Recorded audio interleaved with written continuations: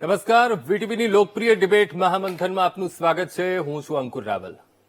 ધરતી પરનું અમૃત એટલે પાણી. કેમ કે આ અમૃતની કિંમત એ મરુધરમાં ભટકેલ જીવ જ સમજી શકે કે પાણી કેટલું અમૂલ્ય છે. ત્યારે આ ધરતી પરના અમૃતને દૂષિત કરવાનું પાપ કરી રહ્યા છે જૂનાગઢ જિલ્લામાં આવેલ કારખાનેદારો, કે જેઓ ગુજરાત પોલ્યુશન કંટ્રોલ બોર્ડના નિયમોને ઘોળીને પી ગયા છે. અને જીપીસીબી પણ વારંવારની આ ઘટનાઓ પર ફરિયાદો પર અંકુશ નથી જ લાવી શકી. એ પણ સનાતન સત્ય છે.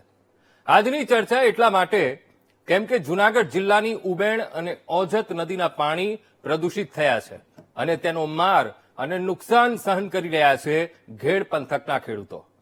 આક્ષેપ એવો છે કે જૂનાગઢ તેમજ જેતપુર ધોરાજીના કારખાનામાંથી ચોમાસાનો લાભ લઈને આ પ્રદૂષિત પાણી એ સીધા જ નદીઓમાં ઠાલવી દેવામાં આવે છે અને આ પ્રદૂષિત પાણીના કારણે ખેતરમાં રહેલો પાક બળી ગયો છે.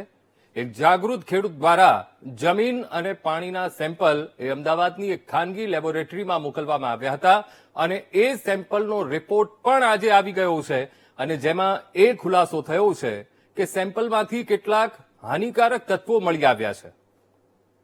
આ હાનિકારક તત્વો એટલે સલ્ફેટ, ક્લોરાઇડ, સીઓડી અને આયર્ન. આ એવા તત્વો છે કે જેનું પ્રમાણ પાણીમાં એક હદેથી જો વધી જાય તો ખેતીને અને જમીનને તો નુકસાન કરે જ છે, સાથે માનવીય જીવન તેમજ જળચર સૃષ્ટિ પર એક જોખમ ઊભું કરે છે. દુષ્પરિણામો એવા આવે છે કે લોકો ચામડીની ગંભીર બીમારી તેમજ કેન્સર જેવા ગંભીર રોગનો ભોગ બને છે. ત્યારે સવાલ એ છે કે ઓજત ઉબેળ નદીમાં કેમિકલ ભેળવનારા કોણ છે? બે રોકટોક પ્રદૂષણ ફેલાવતી આ ફેક્ટરીઓને બચાવે છે કોણ? નદીમાં પ્રદૂષણ ફેલાવનારા પર ચાર હાથ કોના છે? કેમિકલ યુક્ત પાણીની ખેતી લોકો પર શું અસર કરે છે અને નદીમાં કેમિકલ છોડનારા પ્રકૃતિના દુશ્મન કોણ? આ વિષય પર આજનું મહામંથન મારી સાથે.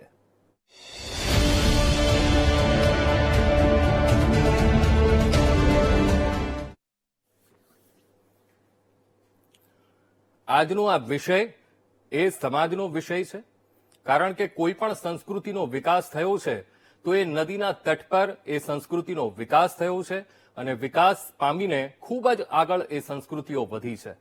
અને ખાસ કરીને એવું કહેવાય કે જ્યારે નદી કાંઠે કોઈ ગામ, કોઈ તાલુકો અને કોઈ શહેર હોય તો એ ગામ, એ તાલુકા અને શહેરનો વિકાસ એ ઝડપભેર થતો હોય છે. પણ આ જ વિકાસ આજે આ ગામને, તાલુકાને અને શહેરને નડી રહ્યો છે. મુદ્દો ખૂબ જ સમજવા જેવો છે, કારણ કે પ્રકૃતિને અડીને આવેલો આ વિષય છે.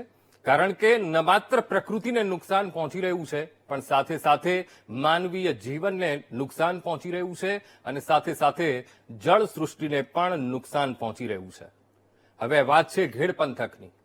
એક તરફ ઘેડ પંથક જળબંબાકારની સ્થિતિનો તો સામનો કરી જ રહ્યો છે, કારણ કે છેલ્લા 7 દિવસમાં જે વરસાદ પડ્યો તેના કારણે ઘેડ પંથક પાણી થઈ ગયો છે. અને હવે એક નવી જ મુશ્કેલી ત્યાંના ખેડૂતો સામે આવીને ઊભી છે. કરવું તો શું કરવું એ સવાલ ત્યાંના ખેડૂતોને સતાવી રહ્યો છે, કારણ કે જે પાક લેવામાં આવ્યો હતો, જેટલા પણ ઊંચાણવાળા જે ખેતરો હતા ત્યાં પાક લેવામાં આવ્યો હતો, એ પાક બળી જવાની અણી પર આવી ગયો છે. આ સ્થિતિ ત્યાંના ખેડૂતની છે. ત્યારે એક ખેડૂત જે જાગૃત ખેડૂત છે અને તેમણે એ જમીન અને પાણીના સેમ્પલ લીધા અને અમદાવાદની એક ખાનગી લેબમાં એ સેમ્પલ તેમણે મોકલી આપ્યા. હવે અહીંયા એ રિપોર્ટ પણ આજે આવી ગયો છે અને રિપોર્ટમાં એ સાબિત થઈ ચૂક્યું છે કે કેટલાક હાનિકારક તત્વો એ આ પાણી અને જમીનમાં જેટલા પણ સેમ્પલ, કારણ કે ઓછું સેમ્પલ પડ્યું, પણ એ હાનિકારક તત્વોની હાજરી ચોક્કસથી એ સેમ્પલમાં જોવા મળી છે. એટલે વિચાર કરો કે આ પાણીથી પકવેલો પાક કેટલું નુકસાન એ આપી શકે છે. પાક તો ઉગી જ નથી શકવાનો અને જમીનને કેટલું નુકસાન થવાનું છે એ સમજી શકાય. સાથે સાથે પર્યાવરણને કેટલું નુકસાન પહોંચશે એ પણ સૌથી ગંભીર વિષય અહીંયા ઉભો થઈ રહ્યો છે. તો હવે આ જે પાણી ક્યાંથી આવી રહ્યું છે, આ ગંદુ પાણી કોણ ફેલાવી રહ્યું છે? તો વાત એવી છે કે ભાઈ જૂનાગઢ પંથકના જેટલા પણ કારખાનેદારો છે અને જેતપુર ધોરાજીના, અને ખાસ કરીને ત્યાં સાડી ઉદ્યોગ એ ખૂબ વિકાસ પામ્યો છે, કેમિકલ ઉદ્યોગ ખૂબ વિકાસ પામ્યો છે, પણ સાથે સાથે કેટલાક દુષ્પરિણામો પણ તેની સાથે ભોગવવાનો વારો આવ્યો છે અને માનવીય જીવન ઉપર તેની ગંભીર અસર ઊભી થઈ રહી છે. સૌથી મોટી બાબત એ છે કે ઉનાળા અને શિયાળાની ઋતુમાં 4 એવા પ્લાન્ટ બનાવવામાં આવ્યા છે. એવું પણ નથી કે જીપીસીબી એ નિયમો નથી દર્શાવેલા. 4 પ્લાન્ટ પણ બનાવવામાં આવ્યા છે કે જેમાં એ પાણી શુદ્ધ થાય, અને પાણી શુદ્ધ કરીને કેટલાક પેરામીટર્સનું ખાસ ધ્યાન રાખવામાં આવતું હોય છે, અને પેરામીટર્સના આધારે એ પાણી છોડવામાં આવતું હોય છે જમીનમાં, અને નદીની વાટે પાણી છોડી દેવામાં આવતું હોય છે. પણ એ પેરામીટર્સનું કેટલું ધ્યાન રખાય છે એ સૌથી મોટો સવાલ આજે અહીંયા ઉભો થઈ રહ્યો છે. કારણ કે ચોમાસાનો લાભ આ કારખાનેદારો લઈ રહ્યા છે, અને જેના કારણે મુશ્કેલીમાં મુકાયા છે ઘેડ પંથકના ખેડૂતો. ત્યારે આ વિષય પર ચર્ચા કરવી એ અહીંયા સહજ બની જાય છે, અને સાથે સાથે જરૂરિયાત પણ બની જાય છે. ત્યારે આ જ વિષય ઉપર આપણી સાથે જોડાયા છે ઉર્વેશભાઈ કંથારિયા, ભાજપ નેતા છે, ડોક્ટર હેમાંગ વસાવડા, કોંગ્રેસ નેતા, મહેશ મારડિયા, ટેકનિકલ એક્સપર્ટ, તેઓ થોડીક જ વારમાં આપણી સાથે જોડાશે. ગિરીશભાઈ ડાંગર, જેઓ ખેડૂત છે સ્કાયપીથી કોયલાણા ગામ, તેઓ આપણી સાથે જોડાઈ ગયા છે. એમણે જ એ સેમ્પલ મોકલાયું હતું. અને રોહિત પ્રજાપતિ છે, પર્યાવરણ નિષ્ણાત, એ પણ સ્કાયપીથી થોડીક જ વારમાં આપણી સાથે જોડાશે. સૌથી પહેલા ગિરીશભાઈ આપની પાસે આવીશ, કારણ કે આપના પંથકનો આ પ્રશ્ન છે. ખેતીને ખૂબ જ નુકસાન પહોંચ્યું છે. એક તરફ વરસાદનો માર, જે પાણી ભરાયા એના કારણે તો એ પંથકના ખેડૂતોને સહન કરવાનો વારો આવ્યો જ છે, પણ સાથે સાથે હવે એક આ નવી મુશ્કેલી સામે આવીને ઉભી રહી છે. કેટલું નુકસાન છે, કેવી રજૂઆતો કરાઈ છે ગિરીશભાઈ? અમારે અહીંયા, હું ભેડ વિસ્તારમાંથી બોલું છું. હા, અમારે અહીંયા ઉબેરનું પાણી આવે છે, બરોબર? જે અમારી વંથલી ઓજત છે, એ ઓજત નદીમાં ભળે છે. પછી જેતપુરના કારખાનાઓ જે કેમિકલ ઠલવે છે ઉબેરમાં, એ અમારે અહીંયા ઓજતમાં ભળી અને અમારા ઘેડ વિસ્તારમાં આવે છે. અને અમારો ઘેડ વિસ્તાર બહુ મોટો છે, અને હજારો વીઘા જમીનમાં મગફળીનું જ વાવેતર થાય છે. અને એ બધી મગફળી સમગ્ર અત્યારે તો નાશ પામી ચૂકી છે. અને એ છતાં તંત્રની બેદરકારીથી જે પુલિયા બનાવે છે તેમાં બધું પાણી રોકાઈ જાય છે, ધારી જાત્રા ભરાઈ જાય છે. એટલા માટે પાણીનો નિકાલ પણ થતો નથી. એટલે તો એ કેમિકલ વાળું પાણી આવે છે. આ સેમ્પલ તો અમે જે પાણી ઓસરી ગયું તે પછી 5 દિવસ પછી મેં મોકલેલું હતું. બાકી જો પાણી જયારે આવ્યું ત્યારે તો એમાં દુર્ગંધ પણ એટલી આવતી હતી, અને ફીણા પણ એટલા વધતા હતા કે તમે એનો કોઈ માપ ન કાઢી શકો. અને જે અમારે અહીંયા હજી પણ જમીનમાં જે પાણી રહેલું હતું તે પાણી ખાલી થયું તો પણ ત્યાં પાકમાં તમે જોવ તો આમ સંપૂર્ણ નાશ પામી ચુક્યો છે. એટલે એમાં તો કોઈ પણ તંત્ર આમાં તો ધ્યાન આપે તો આ ખેડૂત રહે. બાકી તો આપણે એવી વાત કરીએ કે આ કૃષિ પ્રધાન દેશ છે તો આમાં ખેડૂત બિચારો લાચાર છે. શું કરે ખેડૂત? અત્યારે ખેડૂતને કોઈ પણ પ્રશ્ન હોય તો આ એક ઉબેરનું પાણી આવે છે એ બંધ કરી દે, અને એક ડેમ ફૂલ ઓવરફ્લો થાય એ પછી કહે છે કે અમે બારા ખોલશું. તો અમારે નીચાણવાળા વિસ્તાર શું કરવાનું એમ? અહીંયા પાણી અહીંયા જ આવે છે બધું, જે ખોલે છે ઓજત 1, ઓજત 2, એ બધું પાણી અમારે અહીંયા આવે. અમારે એનું કરવાનું શું? પછી આ ઉબેરનો પ્રશ્ન છે એ મોટો છે, જે અમે શું કરીએ એમ અમને નિર્ણય નથી લઈ શકતા. અમે કેમિકલ એટલું આવે છે એ તો મેં મારી રીતે એવું મને થયું કે આપણે આ જાણવું જોઈએ. મેં એક અમદાવાદની ખાનગી કંપનીમાં મોકલ્યું, જે ઓરા એન્વાયરમેન્ટ છે. તો એને જણાવ્યું કે આમાં તમારે કે આ આવે છે કેમિકલ, એનાથી તમારો પાક નિષ્ફળ થાય છે, નકર તો અમને જાણવા પણ ના મળે. એટલા માટે આનું કંઈક અમે તંત્રને એવું કહીએ કે આનું કંઈક અમારે ધ્યાન દો, અને ઘેડ વિસ્તારનો મુલાકાત લ્યો. અમારે પાણી વયા ગયા પછી 12 થી 15 દિવસે તંત્ર તો આવ્યું જ નથી. મનસુખભાઈ એકવાર આવ્યા હતા અને જોઈ ગયા છે, એને તો કીધું, પણ કઈક ઉબેર નો થાય એવો પ્રશ્ન અમારો ખાસ છે. બિલકુલ બિલકુલ ગિરીશભાઈ. અને ઓજતમાં જે કેમિકલ ઠલવાય એ સદંતર બંધ કરવામાં આવે. ઉર્વેશભાઈ, આજકાલની તો વાત નથી કે આ કારખાનેદારો, આ મિલ માલિકો એ નદીઓમાં, આપણા કુદરતી જળ સ્ત્રોતોમાં આ પ્રકારનું ગંદુ કેમિકલ યુક્ત વાળું જીવ લેનારું પાણી એ છોડી દેતા હોય. આજકાલનો પ્રશ્ન નથી. દર વર્ષે આ જ પ્રકારની સમસ્યા બનતી હોય છે. જીપીસીબી ક્લોઝર નોટિસ આપે, અથવા તો એ લોકોને નોટિસ મોકલીને એ કહે કે ભાઈ આ બધું તમે કામ છોડી દો, અથવા તો નિયમ પ્રમાણે તમે અનુસરો. પણ ક્યાંય એ પ્રકારના એક્શન દેખાઈ નથી રહ્યા, અને માટે જ આ પ્રકારની સમસ્યા એ આપણને યથાવત જોવા મળે છે. ઉર્વેશભાઈ, નક્કર કાર્યવાહી કેમ નથી થતી? આપે કહ્યું કે ખૂબ જ સમજવા જેવો પ્રશ્ન છે, અને ખૂબ જ ગંભીર પ્રશ્ન છે, અને વ્યાપક છે. ભાઈએ રજૂઆત કરી એ એમના વિસ્તારની કરી, પણ અનેક વિસ્તારોમાં આ પ્રશ્ન છે. કારણ કે માનવ જીવન સાથે સંકળાયેલો પ્રશ્ન છે. એનાથી જે બીમારીઓ, જે સ્વાસ્થ્યના જોખમ જે ઊભા થાય છે એનો પ્રશ્ન છે.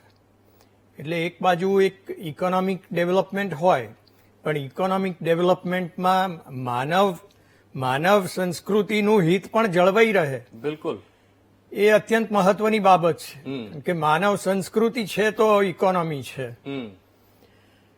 એટલે પ્રશ્ન શું છે અને એના માટે શું થઈ રહ્યું છે?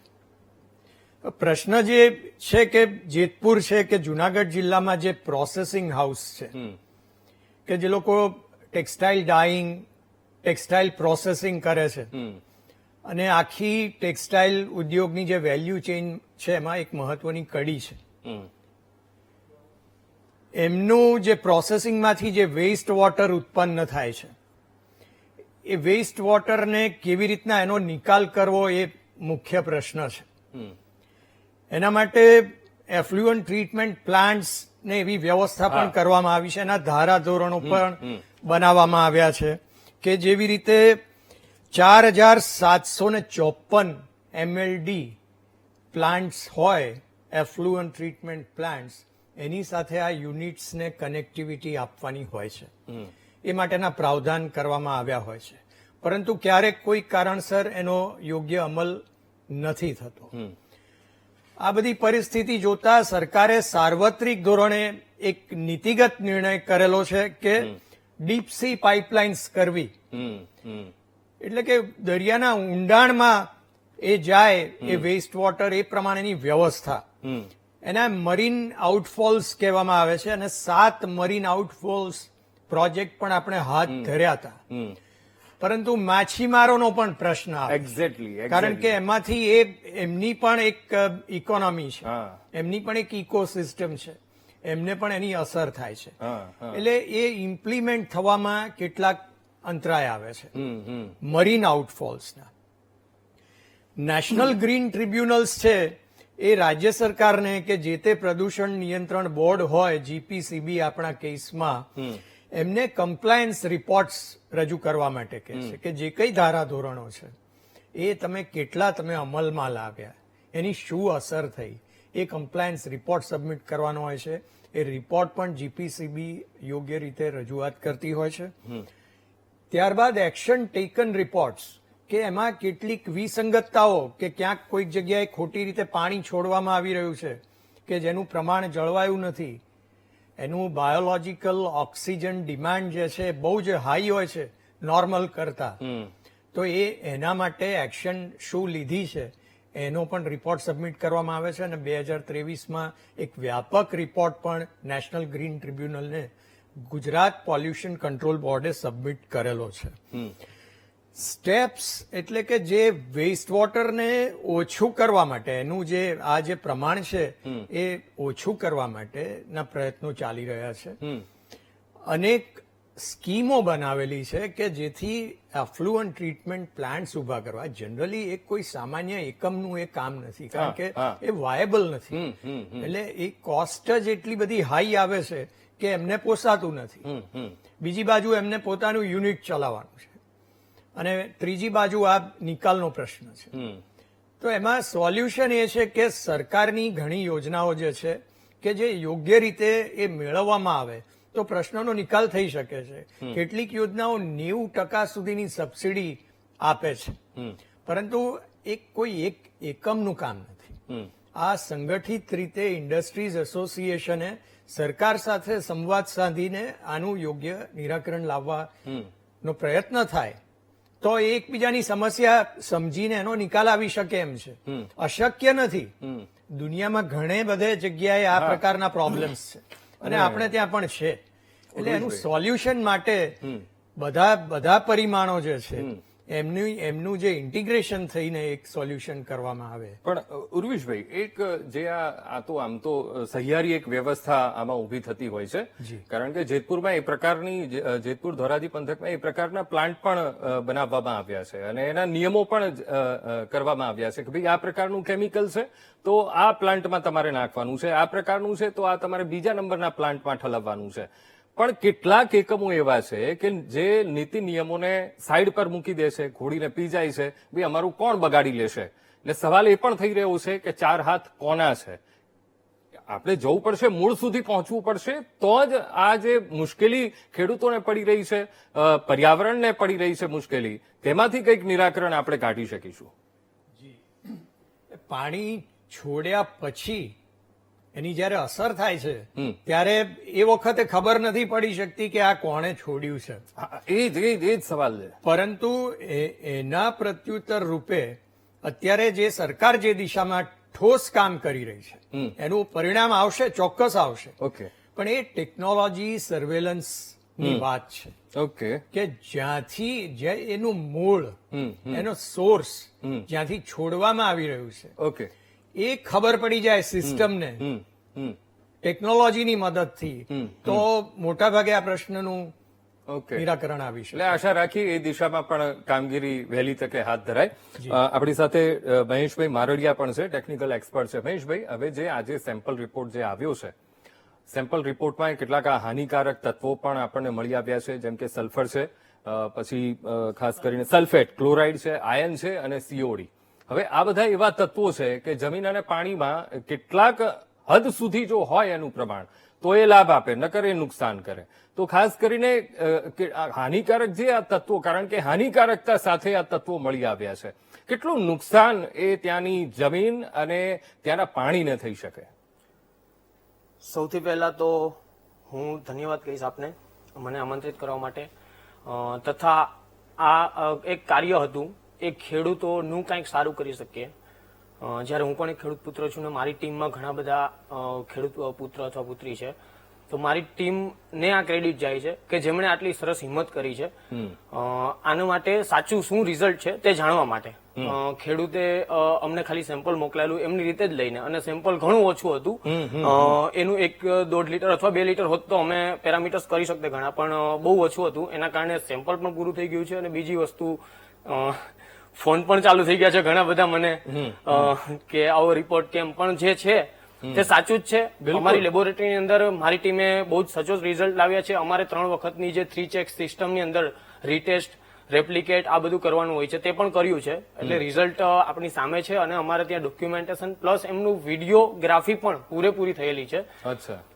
સો આ બધા જે પેરામીટર્સ છે એની અંદર હું વાત કરવા જાઉં એની પહેલા મારે એક નાનકડી વાત કરવી છે. સર, આપને એક રિક્વેસ્ટ છે, મને થોડો સમય મળે તો.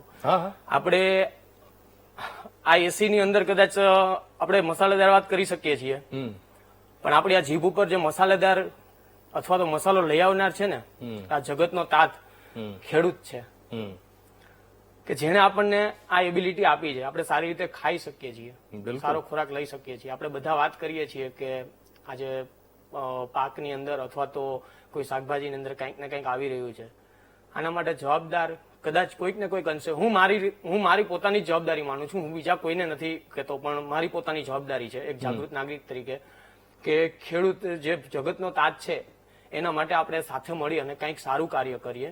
હું કોઈ જ ને દોષ નથી આપવા માંગતો આમાં, પણ જે સાચું રિઝલ્ટ છે એની અંદરની વાત કરીએ તો આજે પેરામીટર્સ આવ્યા છે. સીઓડી આટલો હાઈ ના હોવો જોઈએ. હમણાં જ મને અમારા એક વરિષ્ઠ પોલ્યુશન કંટ્રોલ બોર્ડના અમારા એક વરિષ્ઠ છે અને મારા સારા એવા ઓળખીતા પણ છે, જેમણે મને ફોન કરીને જણાવ્યું કે આટલો બધો સીઓડી છે અને એમણે પણ સેમ્પલ લીધું છે ત્યાંથી. તો શું કહે કે એમણે કીધું હતું ફરીથી ચેક કરાવજો, એટલે હું કરાવીશ પણ ખરો. પણ મારું માનવું છે ત્યાં સુધી કે અમે 3 વખત ચેક કર્યું છે, આ સચોટ રિઝલ્ટ છે. અને બીજું કે સીઓડી વધારે છે એમાં હવે હું કાંઈ જ ના કરી શકું. છે તો છે સર, આ સીઓડી વધારે ના હોવો જોઈએ પૂરના પાણીમાં. તમે જે કીધું એ પ્રમાણે સાચી વાત છે કે ના હોવો જોઈએ, પણ વધારે છે. એનો મતલબ કે કેમિકલી ઓક્સિડાઇઝ થવા માટે ઘણા બધા ઓર્ગેનિક, ઇનઓર્ગેનિક મેટર એમાં રહેલા હશે જ. એમાં એવું પણ ઉમેર્યું કે તમારું TDS અને કન્ડક્ટિવિટી સાથેનો જે પેલું છે કનેક્શન તે પણ નથી બેસતું. પણ એના માટે સર મારી પાસે ડોક્યુમેન્ટ છે, અમારી પાસે વિડીયોગ્રાફી પણ છે આના માટે, જે રિઝલ્ટ આવ્યા એના માટે. અને કદાચ મારી ટીમને મળીને આનંદ થશે આપ બધાને, તો હું જરૂર ઇન્વાઇટ કરીશ કે તમે કંઈ પણ એવો શંકા હોય તો અમારે ત્યાં આવી શકો છો. અને બીજું કે ખેડૂત માટે જે આપણે વાત કરીએ ને ત્યારે સહયોગ આપણે આપીએ કે નાની અને સારી એવી આમ એસીમાં વાતો કરવાથી કંઈ નહીં થાય, પણ ત્યાં જઈ અને ખરેખર શું છે. અમને તો એટલી જ ખબર છે કે પાણીનું અથવા તો માટીનું સેમ્પલ આવેલું જેનું એનાલિસિસ અમે કર્યું છે. આ અમારું ડ્યુટી છે. જેમ કે આજે મીડિયાની ડ્યુટી છે એ સત્યને સામે લાવવાની ડ્યુટી છે, એ એનું કરે છે. આપણે કોઈ જ વસ્તુમાં મરી મસાલા ફિટ કર્યા વગર એક વખત ખેડૂત માટે ગંભીર થઈ અને ખરેખર વિચારીએ બધા. હું કોઈ જ ઉપર આક્ષેપ નહીં મૂકું, ક્યારેય સરકાર ઉપર નહીં મૂકું, કારણ કે સરકાર છે એ આપણે બધા માટે વ્યવસ્થા કરી રહી છે, તો એમણે આપણા માટે કંઈક વિચાર્યું હશે. પણ એ શું વિચાર્યું છે તેના માટે આપણે સરકાર સુધી સાચો ડેટા લઈને જવું પડશે. કદાચ એમના પ્રયોજનમાં પણ એવું હશે કે એ ચેક્સ કરે, કઈ રીતે એના ચેકિંગ જે કઈ બી હશે એના ચેકલિસ્ટ અલગ હશે. બિલકુલ. એટલે એ સવાલો પણ એ સેમ્પલ રિપોર્ટ ઉપર સ્વાભાવિક છે, ઉભા થવાના જ છે. રોહિતભાઈ, આપની પાસે આવીશ. એક પર્યાવરણ નિષ્ણાત તરીકે મારે તમારી પાસેથી જાણવું છે કે જ્યારે આ પ્રકારના કેમિકલ એ જમીન અને પાણીમાંથી મળી આવે, જમીનને કેટલું નુકસાન થાય, માનવીય જીવનને કેટલું નુકસાન થાય, અને સાથે સાથે જળચર સૃષ્ટિને કેટલું નુકસાન. કારણ કે એક પ્લાન એવો પણ છે કે આ તમામે તમામ જે આ પાણી છે પ્રોસેસ વાળું, એ સીધું જે રીતે ઉર્વેશભાઈએ કહ્યું એક એ બનાવવામાં પણ આવ્યું હતું. 2019ની આખી આ વાત છે, અને ડીપ સીમાં એ નાખવામાં આવશે. પણ ત્યાંના માછીમારોએ પણ પ્રશ્ન ઉઠાવ્યો. એટલે મારો સવાલ એ છે કે કેટલું નુકસાન માનવીય જીવનને, કેટલું નુકસાન એ જળચર સૃષ્ટિને? હું આપને કહી દઉં કે આ ગંભીર સમસ્યા છે. ફક્ત ચોમાસામાં ભારે વરસાદને કારણે બનતી હોય એ સિવાયની પણ રૂટીનમાં બનતી ઘટના છે. અને આ ઘટના છેલ્લા ઘણા વર્ષોથી રિપીટેડલી બને છે. એટલે હું સાચું કહું તો અમારા જેવા નિષ્ણાતો હવે સેમ્પલ પણ નથી લેતા, કારણ કે જોઈને જ ખબર પડે છે કે પરિસ્થિતિ અંકુશ બહાર છે અને પરિસ્થિતિ ખરાબ છે. એટલે પહેલી વસ્તુ કે હું પેલા ટેકનિકલ એક્સપર્ટ ભાઈને કહીશ કે ચિંતા નહીં કરતા, કારણ કે પ્રાઇમા ફેસી અમારો જ સુપ્રીમ કોર્ટમાં કેસ છે 375 ઓફ 2012 પર્યાવરણ સુરક્ષા સમિતિ વર્સિસ યુનિયન ઓફ ઇન્ડિયા, જેનો ઓર્ડર આવ્યો છે એને આધારે જ જે હમણાં ભાજપના આગેવાને જે વાત કરી વડીલે કે કીધું કે રિપોર્ટ એનજીટી માં સબમિટ કરવો પડે છે, તો અમારા જ કેસમાં આખા દેશના બધી સરકારોએ સબમિટ કરવો પડે છે કે એના એફ્લુઅન્ટ ટ્રીટમેન્ટ પ્લાન કેવી રીતે કામ કરે છે, એમને શું એક્શન લીધા. આ 2017 22 ફેબ્રુઆરી 2017 સુપ્રીમ કોર્ટની 3 જજની બેન્ચનો આખા દેશ માટેનો ઓર્ડર છે. અને હું આપને કહી દઉં કે ટ્રીટેબિલિટીનો મુદ્દો નથી જોવાતો. આપણે હંમેશા એડહોક પ્રશ્ન હલ કરવાની કોશિશ કરીએ છીએ. આપણા ઘરનો હોય, જ્ઞાતિનો હોય, ઘરનો હોય, સોસાયટીનો હોય, સમાજનો હોય, આપણે એડહોક સોલ્યુશન કરીએ છીએ. અમારા જેવા લોકો છેલ્લા 3 દાયકાથી કહે છે કે આના ઉકેલની વાત સિસ્ટમમાં મેજર માળખાકીય ફેરફાર કરીને સિસ્ટેમિક સોલ્યુશન તરફ જવું જોઈએ. આ એક પહેલો મુદ્દો. અને બીજું કહી દઉં કે જો કોઈ એવું માનતું હોય કે પ્રદૂષણની નજીકમાં નથી રહેતા એટલે વડોદરામાં કે અમદાવાદમાં કે શહેરોમાં રહેતા લોકોને નુકસાન નથી, તો એ વાત ખોટી છે. કારણ કે આ પ્રદૂષણને કારણે જે જમીનને નુકસાન થાય છે, પાકને નુકસાન થાય છે, અને એ પાકમાં જે ઝેર આવે છે એ આપણે ખાઈએ છીએ. હવે તો નદીઓ જ તમને છેલ્લો રિપોર્ટ તો નદીઓ જ પ્રદૂષિત થઈ ચૂકી છે અને એ નદીઓમાંથી ઇરિગેશન કરવું ગંભીર થઈ ગયું છે. એટલે સવાલ એવો છે કે એ તમને ને મને, એટલે હું પણ આવી ગયો અને એન્કર તરીકે આપને પણ આરોગ્યને સીધું જ નુકસાન થઈ રહ્યું છે. દેખાતા દવાખાના, કિડનીમાં સ્ટોન, હાર્ટનો પ્રોબ્લેમ, ડાયજેસ્ટિવ સિસ્ટમનો પ્રોબ્લેમ, કોલનનો કેન્સર, આંતરડાનો કેન્સર, જઠરની બીમારી, પાચન, આ બધી બીમારી આ સીધા પ્રદૂષણ સાથે સંકળાયેલી છે. ક્યાં તો હવાના પ્રદૂષણથી, ક્યાં પાણીના પ્રદૂષણથી, ક્યાં હવા અને પાણીના પ્રદૂષણને કારણે જે પાકને નુકસાન થાય છે એના પ્રદૂષણથી સંકળાયેલી છે. હવે સોલ્યુશનની વાત કરીએ તો દરિયામાં નાખવાની વાત છે. Dilution is not the solution. આપણે એવું માનીએ કે દરિયામાં બહુ પાણી છે તો ત્યાં નાખીએ તો એ સોલ્યુશન નહીં. ટ્રીટેબિલિટી ઇઝ ધ ઇશ્યુ. તમે ટ્રીટમેન્ટ કોને કહો છો? તમે એમાં માન લો કે તમારા ઘરમાં શરબત ખાટું થઈ ગયું તો તમે 2 ગ્લાસ પાણી રેડી દો અને થોડી ખાંડ નાખીને 3 ગ્લાસ શરબત કરી દો, એ સોલ્યુશન નથી. તમારે એમાંની ખટાશ એ જ ગ્લાસમાં કેવી રીતે ઓછી કરી એને ટ્રીટમેન્ટ કહેવાય. અને આ કોઈ રોકેટ સાયન્સ નથી. બહુ વખતથી એના પર લખાયું છે, સરકારોને ખબર છે. અને કોમન એફ્લુએન્ટ ટ્રીટમેન્ટ પ્લાન તમને કહું તો કોમન એફ્લુએન્ટ ટ્રીટમેન્ટ પ્લાન વ્યવસ્થિત કામ કરતા નથી. અને ઘણી જગ્યાએ તો કોમન એફ્લુએન્ટ ટ્રીટમેન્ટ પ્લાન નદીને કિનારે જ મૂકેલા હોય છે. આપણે એક વોશ બેસિનનું ઉદાહરણ આપું કે વોશ બેસિનમાં પાણી ના આવતું હોય તો 5 લોકો થૂકે તો ચાલે? જે નદીમાં ઈ ફ્લો નથી, જે નદીમાં પોતાનું કોઈ પાણી નથી, તમે એમાં ગટર અને ઇન્ડસ્ટ્રીનું પાણી નાખો છો. બિલકુલ. અને આ તમે કાયદેસર નાખો છો. અને વિધિન ધ નોર્મ્સ ની વાત કરું, કદાચ કોઈ કે આ વિધિન ધ નોર્મ્સ હોય તો તમે કહું છું વિધિન ધ નોર્મ્સ નો મતલબ એઝ એન એક્સપર્ટ તમને કહું છું, જવાબદારી પૂર્વક કહું છું કે વિધિન ધ નોર્મ્સ નો મતલબ એટલો કે આટલું પ્રદૂષણ આપણે ચલાવી લેવા તૈયાર છે એવો થાય, એને કારણે એમાં પ્રદૂષણ નથી એવો બિલકુલ મતલબ ના થાય. એટલે કોઈ એવું ખતે માનતા કે આ વિધિન ધ નોર્મ્સ હોય એટલે આરોગ્યને નુકસાન ના કરે, વિધિન ધ નોર્મ્સ હોય એટલે વાંધો ના આવે, એ વાત ખોટી છે. આ 13 ઇંચ અને 16 ઇંચ ને 19 ઇંચનો જે વરસાદ છે પર્યાવરણીય કટોકટીનું આઉટકમ છે. આપણે અહીં સુધી રાહ જોઈ અને પર્યાવરણને જે નુકસાન કર્યું છે એને કારણે માવઠા થવા, આ જે વરસાદ પડે છે ને દુકાળ પણ આવશે કારણ કે અતિરેક ઋતુઓ અને ગમે ત્યારે એટલે ઋતુ વગરની દુનિયામાં આપણે પ્રવેશ કરી ચુક્યા છે. એટલે મારી દ્રષ્ટિએ આ પ્રશ્નને બહુ ગંભીરતાથી જોવાવો જોઈએ. આ ફક્ત ખેડૂતોનો પ્રશ્ન નથી, આ ધરતી પર જીવન રહેશે કે નહીં, આપણે જીવીશું તો કેવા પ્રકારનું જીવીશું, દવા ઘરમાં મહેમાન હશે કે દવા ઘરમાં આધાર કાર્ડ લઈને કાયમ માટે વસશે, એવો ગંભીર મુદ્દો છે. અને આરોગ્યના ઘણા ગંભીર પ્રશ્નો ઓલરેડી આવી ગયા છે. મને એવું લાગે છે કે સરકારે આને વ્યવસ્થાની દ્રષ્ટિએ વિચાર કરવો પડશે. વ્યક્તિગત એડહોક દરિયામાં નાખી દઈશું અથવા બિલકુલ એ નિવારણ નથી રોહિતભાઈ, એના માટે નક્કર કાર્યવાહી કરવી પડશે, નક્કર એક પ્લાન પણ તમારે બનાવવો પડશે. હેમાંગભાઈ તમારી પાસે આવીશ. જે રીતે ઉર્વિશભાઈએ તો ઘણી બધી સારી સારી વાતો કરી કે એ પ્રકારના કામ થાય છે નિયમ મુજબ, જીપીસીબીના નિયમ મુજબ એ કામ પણ કારખાનેદારો કરે છે, ઘણા ખરા છે જે નથી માનતા. તમારી પાસેથી એ જાણવું છે કે જીપીસીબીના નિયમો છે કેટલા કારખાનેદાર એ વિસ્તારમાં પાળે છે, કે ન માત્ર આ ઘેડ પંથકના ખેડૂતો, કારણ કે જેતપુર ધોરાજી પંથકની પણ આ પરિસ્થિતિ છે, જુનાગઢ પંથકની પણ આ પરિસ્થિતિ છે, રાજકોટ પંથકની પણ આ જ પરિસ્થિતિ છે. હેમાંગભાઈ, છેલ્લી 24 મિનિટથી આપની ડિબેટ હું સાંભળું છું અંકુરભાઈ, લગભગ 24 મિનિટ પૂરી થવા આવી.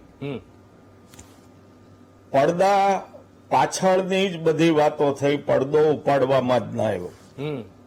ખબર ન પડી કેમ, કોના 4 હાથ છે, કોના 4 હાથ છે. સરકારના 4 હાથ હોય ને ભાઈ, મારા તમારા 4 હાથ તો અહીંયા હોય નહીં. બિલકુલ.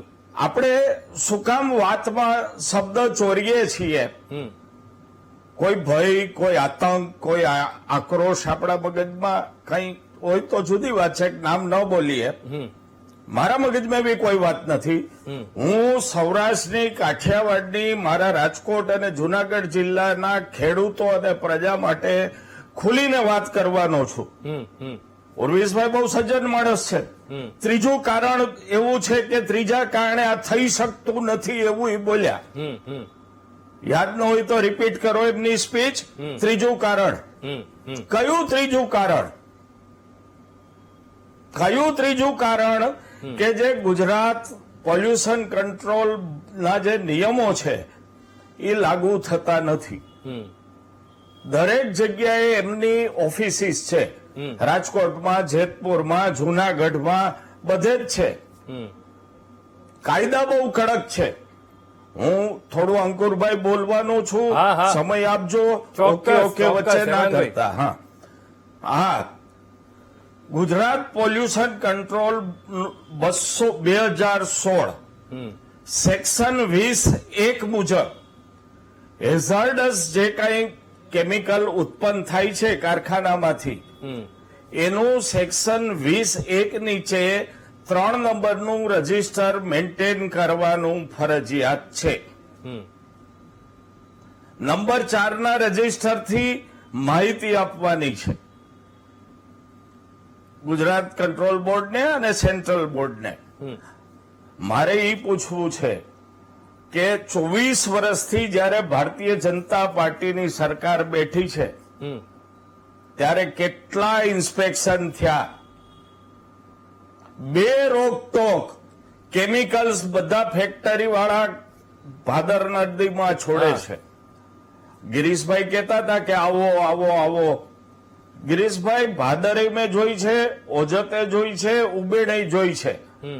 ભાદરનું પાણી લિટરલી લાલ છે. વરસાદનું પાણી આવે એટલે બાથટબમાં જેમ ફીણ હોય એમ ભાદરના બંને કે ઓજત ઉબેડના બંને કાંઠા ઉપર ફીણ ફેલાઈ જાય છે. આ જ પક્ષ દિલ્હીમાં યમુનાના પ્રદૂષણ ઉપર ઢોલ નગારા વગાડીને આખા દેશમાં વાત કરે છે, પણ ભાદર ઉબેણ ઓજસની વાત ઉર્વિશભાઈ કરી શકતા નથી. પ્લાન્ટ કેમિકલ હેઝાર્ડસ પ્લાન્ટ બનાવવાની જવાબદારી ફેક્ટરીની છે ને છે પોલ્યુશન કંટ્રોલ બોર્ડની છે. પોસાય ન પોસાય એ આપણે નથી જોવાનું. ઉર્વિશભાઈ એમ કીધું નથી પોસાતું તો ધંધો ના કરે, માણસને મારી નાખવાના છે. રોહિતભાઈએ લિસ્ટ આપ્યું, આટલા રોગ થાય છે. ડાયાબિટીસ પણ આ કેમિકલને લીધે જ થવા માંડ્યું છે. હું આપના દર્શકોનું ધ્યાન દોરું કે તમારા ઘરમાં જે શાકભાજી આવે છે, કાકડી, દૂધી, ફ્લાવર, કોબીજ, ટમેટા જે આવે, ઝાડ ક્યાંથી પાણી લે છે? જમીનમાંથી. જમીનમાંથી પાણી લે, એની સાથે દૂષિત કેમિકલ હોય તો એ શાકભાજીમાં આવે છે. આપણે જે મારડિયા સાહેબે સર્વે કર્યો, સીઓડી ને આયર્ન ને સલ્ફર ને, એ શાકભાજીમાંથી પણ નીકળવાનું છે, આની હું ખાતરી આપું છું. તમારે જનતાને મોતના મોંમાં ધકેલીને થોડા મુઠ્ઠીભર કારખાનેદારો જે પોલિટિકલી સ્ટ્રોંગ છે, જે ફાઇનાન્શિયલી સ્ટ્રોંગ છે, જે તમને, તમારી સરકારને, તમારા પક્ષને, તમારા પોલ્યુશન કંટ્રોલ બોર્ડને ખરીદી શકે છે, એને બચાવવા માટે તમારે આમ પ્રજાને મારી નાખવી છે. શું કામ ક્લોઝર રિપોર્ટ પછી ફેક્ટરીઓ બંધ નથી થઈ? કોણ ખોલાવા ગયું? ક્લોઝર રિપોર્ટ આપ્યા પછી ફેક્ટરી કેમ બંધ ના થઈ? કોની દખલથી ખુલ્યું? ચાલુ રહી ફેક્ટરી અથવા પાછી ખુલી? આ પણ તપાસનો વિષય બની શકે છે. બિલકુલ. મજાની વાત એ છે કે 24 વર્ષથી એક જ સરકાર છે, એટલે બીજા કોઈ ઉપર દોષનો ટોપલો નહીં ડાળે. કદાચ જવાહરલાલ નહેરુને જવાબદાર ગણે આ પરિસ્થિતિ માટે તો જુદી વાત છે, બાકી એ લોકો પાસે ઇસ્કેપ થવાનો કોઈ રસ્તો નથી. પ્રજાને મોતના મુખમાં ધકેલવાનું કામ આ સરકાર, આ પક્ષની સરકાર કરી રહી છે. વામણી પુરવાર થઈ છે અને જેતપુર અને ધોરાજી ને ત્યાંના ઇન્ડસ્ટ્રીયાલિસ્ટોએ સૌરાષ્ટ્રની પ્રજાને બતાવી દીધું છે કે આ સરકાર નપાણી છે. આ એટલે 24 વર્ષની, ભૂપેન્દ્રભાઈની વાત નથી કરતો, અને અમારું કાંઈ બગાડી શકે એમ નથી. ઓકે ગિરીશભાઈ, તમારા પંથકમાં જે સમસ્યા ઉભી થઈ છે, દર વર્ષની આ સમસ્યા છે. જ્યારે પાણી ભરાય ત્યારે આ પ્રકારના કેમિકલ વાળા પાણી આવી જાય અને ખેતરમાં ઉભા પાકને નુકસાન પહોંચે. આ વર્ષથી શરૂઆત થઈ છે કે ભાઈ દર વર્ષની આ સમસ્યા છે? અને તમારું એક ખેતર કે આજુબાજુના કેટલાક ખેતરો આનાથી અસરગ્રસ્ત થયા છે? કેટલા નુકસાનની ભીતિ એ પંથકના ખેડૂતો સેવી રહ્યા છે? ગિરીશભાઈ. જી, અમારે તો અહીંયા કેટલા વર્ષોથી તો નહીં, પણ અમારા બાપ દાદાના વખતથી આ પાણી આવે છે. પણ પાણી તો આવીને હોયું જ હતું, એ કોઈ નુકસાન ન કરતું. પણ અત્યારે જે પાણી આવે છે એમાં કેમિકલ આવે છે અને એ નુકસાન કરે છે. પાણી તો વર્ષો વર્ષથી ઘેડમાં આવે છે, પણ અત્યારે જે પાણી આવે છે એ ઘેડ પંથક ને ઉબેણનું જે કેમિકલ વાળું પાણી આવે છે એ ગિરીશભાઈ, આ કેમિકલ વાળા પાણીની જ વાત છે. કેમિકલ વાળું પાણી ક્યારથી આવે છે? એ તો ઘણા વર્ષોથી આવે છે અને એનો અંદાજ પણ નથી. અને જે તમે કહો કે નુકસાની કેટલા વીઘામાં ગણી શકીએ, તો એ તો આખો ઘેડ પંથક, સમગ્ર ઘેડ પંથક છે, જે વંથલી થી લઈ અને છેક દરિયામાં ભળે ત્યાં સુધીના સમગ્ર પંથકમાં જે પાણી ફરે એ બધી જમીન ફેલ છે. એમાં કોઈ પાક છે નહીં. અત્યારે બધો પાક બળીને નાશ થઈ ગયો. એટલે અમે એમાં કોઈ આપણે વીઘા માપી ના શકીએ કે એની કિંમત ના કરી શકીએ કે કેટલા નુકસાન થઈ છે એમ.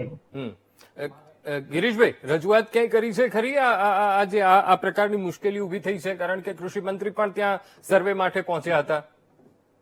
હા, એને જોયું, અહીંયા સર્વે કર્યો. એને એમ કીધું કે અમારા ઓલા આવશે ગ્રામ સેવક ને બધા, એ સર્વે પણ કરી ગયા, પણ હજી એના કોઈ કાગળ ઉપર ક્યાંય જેવું નથી. બરોબર, એમને લખાણ કરી ગયા છે. એનો અમારે કાલે, અમારે સોમવારે 29 તારીખે અહીંયા જિલ્લા કલેક્ટર ઓફિસે અમારે કાગળિયું દેવા જવાનું છે. અમારા ભેગા નેતા પાલભાઈ આંબલિયા છે, તે અમારી સાથે છે. એ આવ્યા હતા, અહીંયા જોઈ ગયા. અમે આની પહેલા પણ એકવાર કલેક્ટર પાસે ગયા હતા. એ પછી બીજા દિવસે મનસુખભાઈ આવ્યા હતા અને એ બધું અહીંયા સર્વે કરી ગયા. હવે પાછું અમારે 29 તારીખે બધા ગામના ખેડૂત ભેગા થાય, 3 તાલુકાના, કેશોદ, માંગરોળ અને આ માણાવદર, અને અમે બધા જવાના છે જુનાગઢ કલેક્ટર ઓફિસે. અમારે 29 તારીખે સવારે 10:30 વાગે અમારે રજૂઆત કરવાની છે ઓકે ઓકે કે અમને બીજું કઈ નહીં, એક ન્યાય અપાવો કે ઉબેરનું પાણી બંધ કરો, એટલે અમે ખેડૂત પાણીથી, કેમિકલ વાળા પાણીથી બચી શકીએ. હા મહેશભાઈ શું કહેવા માંગો છો? ફર્સ્ટ ઓફ ઓલ રોહિત સરને કે મને કોઈ જાતનો ડર નથી. ખાલી માત્ર કારણ એટલું જ છે કે હું પણ એક ખેડૂત પુત્ર છું. ખેડ પંથકની મને બહુ જ ખાસી ખબર છે, કારણ કે ત્યાંથી જ હું બિલોંગ કરું છું. અને રહી વાત એ કોઈ ડરની, તો સત્યમાં એવો કોઈ ડર હોતો જ નથી. જયારે સત્ય આપણી સાથે હોય ત્યારે. મારે લેબોરેટરીમાં મારી ટીમ માટે એસી રાખ્યા છે, અને જે નિયમો છે ગવર્મેન્ટના જે લેબોરેટરી માટેના એ પૂરેપૂરા પાડ્યા છે. મારા ઘરે હજી હું રેન્ટ ઉપર જાઉં છું અને એસી પણ નથી, અમદાવાદમાં જ. સો મને કોઈ એવી ચિંતા નથી. ખેડ પંથકની વાત કરું તો ખેડના ખેડૂતો અથવા તો કોઈ પણ ખેડૂતની વાત કરીએ તોની વાત કરું તો મગફળીને માંડવી કહીએ, એટલે માંડવી એમને કદાચ 2 ખાંડી કે 1 ખાંડી થતી હોય વીઘે, એની જગ્યાએ કદાચ 5-7 ગુણી થાય ને, તો એ 2 હાર ઉગેલી હોય ને જે સારી, એમાંથી કોઈક મહેમાન અથવા તો કોઈક માણસ નીકળે ને તો એમ કે આવો મગફળીના ઓળા ખાઈએ અથવા તો શેકેલી મગફળી ખાઈએ. એટલે સૌથી મોટું દિલ ખેડૂતનું હોય છે. અને કદાચ એના કારણે જ મારી ટીમને પણ આ હિંમત મળી હશે ને. આ એક CSR એક્ટિવિટીના અંતર્ગત અમે આ કાર્ય કર્યું છે. અને બીજી વસ્તુ કે ખેડ પંથકમાં વર્ષોથી પૂર તો આવે જ છે, ઓજતનું પાણી ફરી વળે છે. મને પોતાને હળ ચલાવવા સિવાયના બીજા બધા જ કામ આવડે છે. ખાલી એક બળદ મારાથી નથી ચાલતા, બાકી બધા જ કામ આવડે છે. પણ આટલા વર્ષોથી જે પાણી આવતું એની અંદર 6-6, 7-7 દિવસ પાણી ભરેલું રહેતું, તો મગફળી સાવ સુકાઈ જાય એવું ક્યારેય બનતું નહીં, કારણ કે મગફળીને અમારી બાજુ નકટી કહીએ. પણ આ વખતે દોઢ જ દિવસની અંદર, અને આજે કદાચ વાત કરે કે આજે સેમ્પલ લઈ આવ્યા છે ત્યાંથી આતે, તો વાત એવી થાય છે કે અમે જયારે આવ્યું અમારી પાસે સેમ્પલ, તે પહેલા પૂરનું હતું, એ પછી બીજા 6 પૂર આવી ગયા છે. સો આજના સેમ્પલમાં એ ટાઈમના સેમ્પલમાં પણ ફરક હોય છે.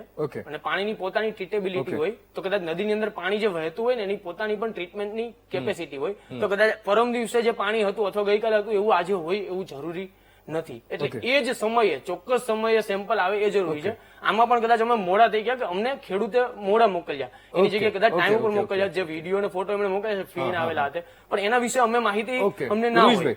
ઉર્વેશભાઈ, હવે જયારે નિયમો બને, કાયદો બને, ત્યારે ખાસ સરકાર એ પણ કહેતી હોય છે કે ભાઈ નિયમોને હું કડકપણે અમે પાલન કરાવીશું, આ કાયદો છે તેનું કડક હાથે અમે પાલન કરાવીશું. ત્યારે આ જયારે જીપીસીબી નિયમો હોય છે, પોલ્યુશન કંટ્રોલ બોર્ડ, એ બોડી જ એના માટે છે કે કડક હાથે પાલન કરાવે. તો શા માટે એ નિયમોને એ જે કારખાનેદાર ઘોળીને પી જાય છે એની સામે નક્કર કાર્યવાહી કેમ નથી કરી શકતી? ક્યાંક હાથ બંધાઈ ગયા છે જીપીસીબીના, એટલા માટે એ કામગીરી નથી કરી રહ્યું? ખૂબ વાસ્તવિક પ્રશ્ન છે આપનો. અને ખાસ કરીને જે રજૂઆત કરી મહેશભાઈ, રોહિતભાઈ, ગિરીશભાઈ, હેમાંગભાઈ, એ બધા સચ્ચાઈથી નજીક છે. સચ્ચાઈ જ છે એમ કહીએ તો ચાલે. માત્ર એક અપવાદ એ છે કે સરકાર સર્વવ્યાપી છે અને વિરોધ પક્ષે સર્વવ્યાપી છે. એટલે રજૂઆત જે છે એ રજૂઆત વિધાનસભા, સંસદ, એમાં વિરોધ પક્ષે પણ શું જવાબદારી પોતાની અદા કરી છે એ જાણવાનો પણ પ્રજાને એટલો જ હક છે. હવે જે સોલ્યુશનની વાત છે તો એ પણ આપણે સમજવાનો પ્રશ્ન કરીએ અને સોલ્યુશનની દિશામાં સમજવાનો પ્રયત્ન કરીએ કે એક બાજુ જીપીસીબીની વાત છે, એક બાજુ આપણે ભ્રષ્ટાચારની વાત કરીએ છીએ, એક બાજુ આપણે કહીએ છીએ હાથ બંધાઈ ગયા છે. કંઈક સચ્ચાઈ હોઈ શકે, પરંતુ જે ખરેખર જે વાસ્તવિકતા છે, જમીની વાસ્તવિકતા છે, એ શું છે કે દરેક વ્યક્તિ ધરતી સાથે જોડાયેલો છે, એ ગુજરાત હોય કે કોઈ પણ જગ્યા હોય. એટલે વાસ્તવિકતા એ છે કે વહીવટી તંત્ર છે એની મર્યાદાઓ છે કે સજા નથી કરી શકતું અમુક હદથી વધારે. ગુજરાત પોલ્યુશન કંટ્રોલ બોર્ડ છે એ નિયંત્રક છે, એટલે એ ક્લોઝર કરાવી શકે, ક્લોઝરને લિફ્ટ કરાવી શકે, પરંતુ એ જે ગંભીર જે ગુનો થાય છે આમાં અને એમાં માનવ જાતના કલ્યાણ માટે જે સજા થવી જોઈએ એ સજાના પાવર્સ જીપીસીબી પાસે નથી. પણ ત્યાં સુધી લઈ તો જઈ શકે ને. જી, આમાં એટલું કેવું છે કે જીપીસીબી ના ઉપર આપણે ગમે ત્યારે આવો ટોપલો ધોડી દઈએ, પણ જે સરે વાત કરી એવી રીતે સાચી વાત છે કે આપણે જીપીસીબી સુધી સાચી માહિતી પહોંચાડવી એટલું આપણો પોતાનો ફરજ છે. આપણે એવું કહીએ કે એના હાથ બંધાયેલા આ કે આ બધી વસ્તુઓ ખોટી છે, આપણે ખાલી સાચી વસ્તુને રજૂઆત કરવી. કારણ કે જીપીસીબી આ કેસમાં હું તમને વાત કરું કે જીપીસીબી ના અધિકારી સાથે પણ અમારા જે પ્રતિનિધિ છે એને વાત કરી કે આ પ્રકારની આ ગામમાં પરિસ્થિતિ ઉભી થઈ છે, એના વિશે તમને ખ્યાલ છે ખરો? હા ભાઈ, માહિતી આવી છે, અમે જોઈશું, તપાસ કરીશું, 2-3 દિવસ પછી જઈશું, કોઈ કામગીરી કરીશું. આ પ્રકારના ઉડાવ જવાબ મળે છે. અને હજુ પણ જો આપણે ખેડૂતો પાસેથી 1 to 1 આપણે જાણીએ ને તો ખરેખર ત્યાં પરિસ્થિતિ કેટલી ગંભીર છે ને એ આપણને એ વાતનો ખ્યાલ આવે. ગંભીર છે પરિસ્થિતિ, 100% તમારી વાત સાચી છે. પણ જીપીસીબી ના જે આપણે અધિકારીની વાત કરીએ, હાલ જ થોડીક વાર પહેલા 15-20 મિનિટ હું આવ્યો ને પહેલા વરિષ્ઠ અધિકારી સાથે વાત થઈ છે, ત્યાંથી સેમ્પલ લેવાય છે ફરીથી. એટલે એ લોકો એમનાથી કરતા પણ એમની પાસે સર એવી રીતે રજૂઆત જવી જોઈએ એમ, કારણ કે એ લોકો લીગલી પેપર વર્ક થી માનતા હોય. જીપીસીબી એટલે ઇમોશનલી કોઈ ના ચાલી શકે આમાં. ના જ ચાલી શકે, એટલે હું કોઈનો પણ નિયમોને પણ વળગી રહેવું પડે એ પણ જરૂરી છે. કારણ કે આખરે માનવીય જીવન સાથે સંકળાયેલો આ પ્રશ્ન છે, દરિયાઈ સૃષ્ટિ, જળ સૃષ્ટિ સાથે સંકળાયેલો આ પ્રશ્ન છે અને આ ચર્ચાનો દોર પણ યથાવત રહેશે. રોકાઈશું એક બ્રેક માટે. Welcome back. ખૂબ જ મહત્વપૂર્ણ અને ગંભીર પ્રકારના મુદ્દા ઉપર આજે આપણે મહામંથનમાં ચર્ચા કરી રહ્યા છીએ કે નદીમાં કેમિકલ છોડનારા પ્રકૃતિના આ દુશ્મન કોણ છે. હેમાંગભાઈ, ઘણા બધા સવાલો થયા, પણ જે જવાબ જોઈએ છે એ જવાબ આપણને નથી મળી રહ્યો. જીપીસીબી સામે પણ આપણે પ્રશ્નો ઉભા કરવાનો અને શંકા ઉભી કરવાનો પણ પ્રયત્ન કર્યો, પણ એ છતાંય કોઈ યોગ્ય સંતોષકારક જવાબ નથી મળ્યો. તમારા મતે જીપીસીબી જે પ્રકારની કામગીરી કરે છે, શું એ યોગ્ય છે? શું જીપીસીબી એ કારખાનેદાર છે કે કોઈ એક યુનિટ છે કે જે નિયમોનું પાલન નથી કરતું તો તેને કાયદાના પાઠ ન ભણાવી શકે અથવા તો ત્યાં સુધી ન પહોંચાડી શકે કે એને સજા થાય? નહીં, ચોક્કસ પહોંચાડી શકે. જે પોલ્યુશન કંટ્રોલ એક્ટ છે એ ઘણો સ્ટ્રિક્ટ છે, કડક કાયદો છે, અને એને હેલ્પ કરતી ઇન્ડિયન પિનલ કોડ, હવે જે ભારતીય દંડ સંહિતા નવું નામ આવ્યું, એનો પણ જે કાયદાઓ છે એ ઘણા બધા આવા કેસમાં મદદરૂપ થઈ શકે એમ છે. જીપીસીબી કામ કરતું જ નથી, કેવું કામ કરે છે એનો સવાલ નથી. કોઈ પણ ફેક્ટરીમાં હેઝાર્ડસ મટીરિયલ ડિસ્ટ્રોય કરવાનો પ્લાન્ટ નથી તો એને મંજૂરી કેમ મળી એ મારો પહેલો પ્રશ્ન છે. ઉર્વિશભાઈ કહેતા હતા લાયસન્સ તો લેવું પડે ને, ફેક્ટરી ચાલુ કરવી હોય તો લાયસન્સ લેવું પડે, એના નકશા મંજૂર કરાવવા પડે, આ બધું કરવું પડે. તો જો તમારી પાસે હેઝાર્ડસ મટીરિયલ ડિસ્ટ્રોય કરવાનો પ્લાન્ટ નથી તો મંજૂરી કોણે આપી?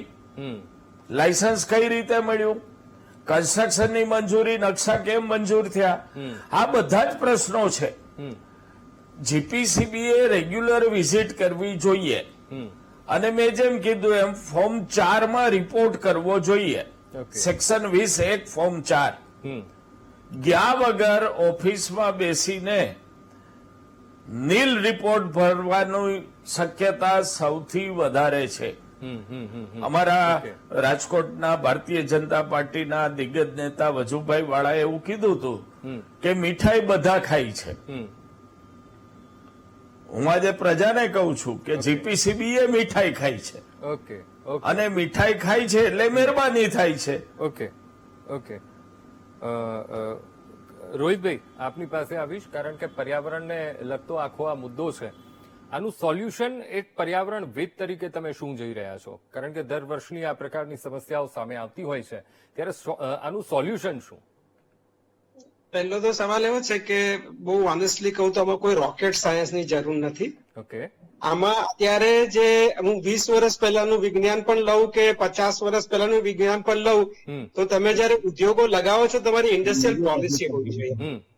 એક કયા પ્રકારની ઇન્ડસ્ટ્રી ક્યાં લાગશે ને ક્યાં નહીં લાગે. આપણે ફ્રીજમાં બેગો સ્પ્રે મૂકીએ છીએ, ઘરમાં બેગો સ્પ્રે લાવીએ તો ફ્રીજમાં મૂકીએ છીએ.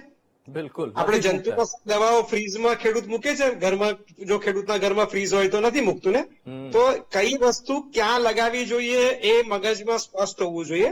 એટલે એક તો વિકાસની જે પરિભાષા કરી છે આપણે, અને એને કારણે જે આપણે દુનિયામાં પર્યાવરણને કટોકટીનું નિર્માણ કર્યું છે એમાં ધરખમ ફેરફાર કરવાની જરૂર છે. બીજું કે કેટલાક કેમિકલ ટ્રીટ કરાયા નથી જે ટ્રીટેબલ જ નથી. હું ટ્રીટમેન્ટની વાત કરું છું, ડાયલ્યુશનની નહીં.